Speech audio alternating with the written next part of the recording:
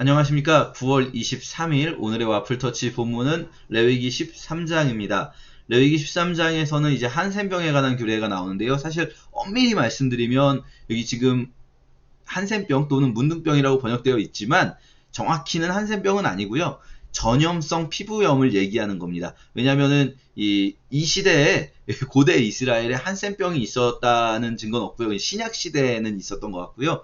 구약 시대에는 아직은 한센병이 없었던 것으로 보이는데 이 단어 자체는 한센병을 지칭한다기보다는 대부분 종류의 강한 전염성을 가진 질병들, 특히 이제 피부염들을 의미한다라고 볼 수 있습니다. 전염성이 강한 질병에 어떻게 대처해야 되는가?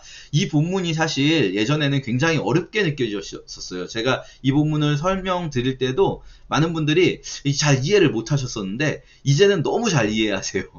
자, 보세요. 이 본문의 규례 어떻습니까? 만약에 좀 뭔가 흔적은 나타나는데 정확히 이게 한센병인지 아닌지, 정확히 전염성 그 질병인지 아닌지를 알기 어려울 때가 있어요. 뭔가 털이 빠지기는 하는데 이게 그냥 털이 빠지는 걸 수도 있고, 아니면은 정말 질병이 있어서 빠지는 걸 수도 있고, 뭐 이렇게 되잖아요. 그럴 때 어떻게 합니까? 7일 동안 격리했다가 7일 격리 후에 제사장이 다시 한번 살펴봐요. 그러면서 그 털이 휘어지다든지 피부가 우묵하게 파인다든지 이런 증상이 있다면 이것은 전염성이 맞다. 그래서 이제 부정하다라고 선언하라고 하는데요. 부정하다 무엇입니까? 확진 판정을 내리는 거예요. 그리고 만약에 그렇지 않으면 7일 격리 후에 봤는데 우묵해지지가 않고 털도 휘어지지 않으면 이건 아직 좀 애매한데 그냥 머리가 빠진 걸 수도 있겠는데 라고 생각했을 때 다시 7일을 격리합니다. 그리고 다시 7일 후에 보았을 때 증상이 나타나면은 부정하다, 아니면은 이것은 부정한 것이 아니다, 정하다 라고 판정을 합니다. 자, 보세요. 총 며칠입니까? 14일이죠. 14일. 전염병의 격리 기간은 14일이었던 겁니다. 이미 고대에도 전염병의 격리 기간은 14일이었다. 이것을 제가 말씀드릴 때 예전에는요, 제가 몇 년 전에 이거 설명드리면 많은 분들이 잘 이해를 못 하셨어요. 근데 이제는 다 하세요. 전염병의 격리 기간 14일이구나. 지금 뭐 하는 겁니까, 이 본문? 이 본문 막 대단히 뭐랄까요? 이거를 막 지나치게 영적으로 해석하면서 7, 14의 의미는 무엇일까? 이런 걸 생각하실 필요가 없어요. 이 본문은 정확하게 전염성 질환의 이 확진 판정을 위한 거예요. 그래서 이 사람이 확진자냐 아니냐를 당시에 의술이 부족했고 의사가 없었기 때문에 제사장이 그 역할을 이제 하고 있는 거라고 할 수 있습니다. 자, 그리고 제사장이 이렇게 확진 판정을 하는 동시에 또 오늘 본문에는 어떤 규례가 있습니까? 제사장이 확진만 판정하는 게 아니라 제사장이 이 사람이 정결하다는 것도 판정해 주는 거예요. 이게 굉장히 중요합니다.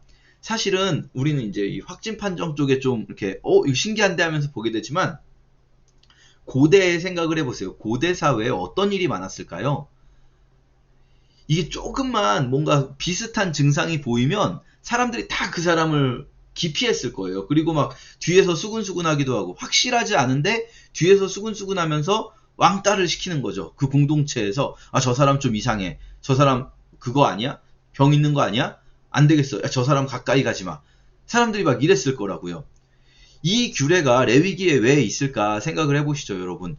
율법은 다 무엇을 위한 법입니까? 모든 율법은 내 이웃을 내 몸과 같이 사랑하라 한 말씀에 다 이루었다고 예수님도 바울도 야고보도 말씀하세요. 신약에 이 말씀이 여러 번 나옵니다. 4번이나 나와요, 신약에. 모든 율법은 내 이웃을 내 몸과 같이 사랑하라 이 말씀에 다 들어있다는 거예요. 자, 오늘 이 본문이 왜 내 이웃을 내 몸과 같이 사랑하라, 이웃사랑이 도대체 여기서 어떻게 나옵니까? 고대에 여러분 그렇게 뒤에서 수근수근대는 그 통에 그냥 정말 이 질병이 진짜로 그 전염성 질병이 아니라 그냥 단지 비슷한 증상이 나오고 있는 뭐 머리가 빠지신다거나 또는 뭐 흰머리가 난다거나 뭐 피부가 약간 우묵해질 수도 있죠. 근데 그 중에 하나만 있으면 그거는 그 질환이 아닌 거거든요. 근데 그런 어떤 증상 때문에 사람들 사이에서 왕따 당하고 따돌림 당하고 또 뒤에서 수근수근거리고 막 사람들이 야, 저 사람 가까이 하지 마, 막 애들한테 말하고 이럴 때 그 사람이 그 공동체 속에서 겪어야 할 그 아픔들이 얼마나 크겠습니까? 그것을 누구의 권위로 막는 겁니까? 하나님의 권위예요. 제사장이 대행하고 있는 하나님의 권위로 판정을 내려주는 거예요. 야, 이 사람은 그런 사람 아니야. 이 사람은 질병이 아니야. 이제부터 여기서 뒤에서 수근수근거리는 사람들은 누구에게 도전하는 겁니까? 하나님께 도전하는 게 돼요. 하나님이 아니라고 판정했는데 뒤에서 수근수근거린다거나 거기서 막 뭔가 좀 꺼림칙하게 행동을 하면 그 사람은 하나님의 권위에 도전하는 사람이 되는 거예요. 함부로 그렇게 할 수가 없겠죠. 이게 그들을 보호하는 거죠. 또 한편으로는 또 한 가지 생각해 볼 수 있는 건 정확하게 질병을 판정할 때 또 누구를 보호합니까?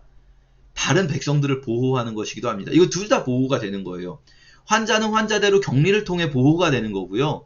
그리고 이 다른 사람들도 마찬가지로 그 다른 사람들을 보호하는 방법이 된 거예요. 왜냐하면 고대에는 의료가 발달하지 않았기 때문에 이게 만약에 진짜 전염성 질환이었을 경우에 굉장히 큰 문제가 됩니다. 사실 고대 사회의 제일 큰 문제 중에 하나가 뭐겠습니까? 전염병이에요. 우리가 생각할 때는 무슨 뭐 도둑질, 살인, 막 방화 뭐 이런 거보다 훨씬 더 큰 문제, 훨씬 더 많은 사람이 죽는 문제가 전염병이었어요. 그렇기 때문에 하나님은 이런 우리의 위생 문제에도 관심을 가지고 계신다. 우리가 이 위생 문제에 관심을 가지는 것도 우리 이웃사랑의 실천이다. 이 모든 율법이 이웃사랑이라고 하지 않습니까? 그것도 역시 이웃사랑의 실천이다라고 말할 수 있는 거죠. 오늘 우리는 지금 굉장히 이 말씀이 되게 우리에게 와닿는 시기를 지내고 있습니다. 팬데믹 시기를 보내고 있는데요.